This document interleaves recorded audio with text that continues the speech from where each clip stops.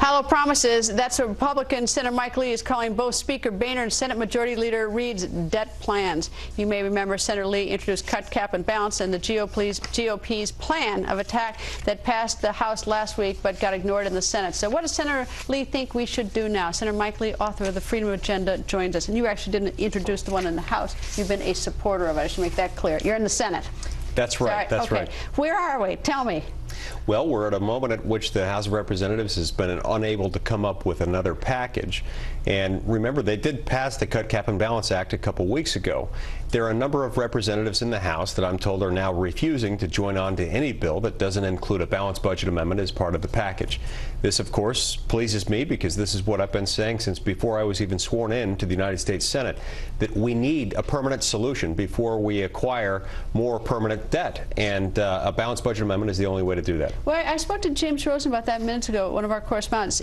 My guess would be that that's what the new language is going to be tomorrow. It has got to include that, because I don't know how the ones who are objecting to it, the ones you're speaking about, they all ran on that, a balanced budget amendment. So unless they sort of hold their feet to the fire, whether it's a good idea or bad idea, they've got to go back to their constituents and say, oh, well, this is why I didn't do it if they change their mind. So I think that it really sort of is a tough political position for them.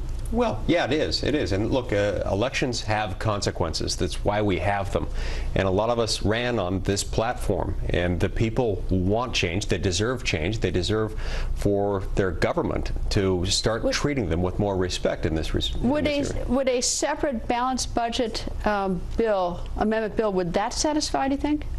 Well, a separate balanced budget bill allowing the debt limit to be raised separate and apart from that would be deeply disappointing to many of us who have made this commitment. Because, again, the way that we convince a lot of other people to vote with us on this is to make it a condition for raising the debt limit. Do you have any sense of how many Democrats in the U.S. Senate would vote for a balanced budget amendment? Well, we start with 47 Republicans, all of whom have backed the same balanced budget amendment proposal.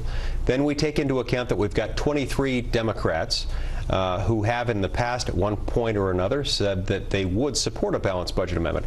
Then there's another interesting numeric coincidence here in the fact that we happen to have 23 Democrats who are up for re-election next year. The American people overwhelmingly, to the tune of about 75%, support a balanced budget amendment, and a lot of those 23 Democrats who are up next year are going to feel a lot of pressure to vote for a balanced budget amendment, especially if it's placed as a condition to raising the debt limit. What do you think about the president's role in this discussion? Because, I mean, and obviously I know, you're Republicans, so I suspect you're going to be critical of him, but everyone who comes in here has said, he doesn't have a plan.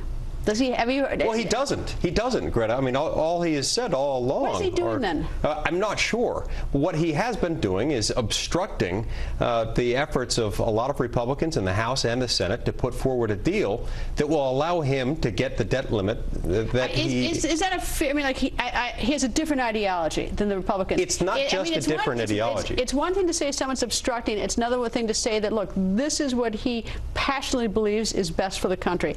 I mean, those are two very different things. Are you saying that he's obstructing or that he has passion for his ideology? Look, I would never accuse someone of obstructing simply because they disagreed with my political ideology. But I do use that term in this instance where you have a president who has vacillated. He's been all over the map in terms of saying what he will and won't sign.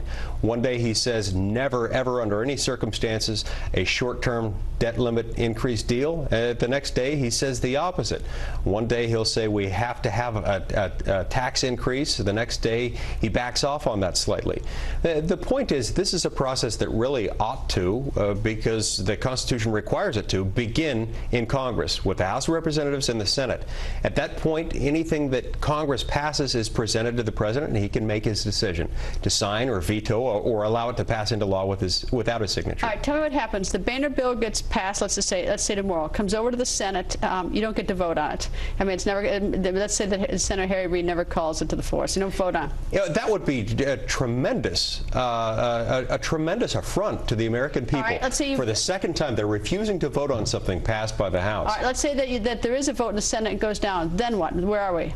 Well, I don't know. At that point, if it goes down in the Senate because the Democrats have killed it, because they can't live with a balanced budget amendment, they own this. At that point, they have to put forward something. We still don't have a proposal, a real concrete proposal reduced to the form of a bill that's moved through Congress at all. If we get to that point, Republicans will have twice put forward a deal, twice to have had it shot down by the Democrats. Senator, thanks, sir. Thank you for joining us. And this is certainly a story that's going to go on, at least until Tuesday.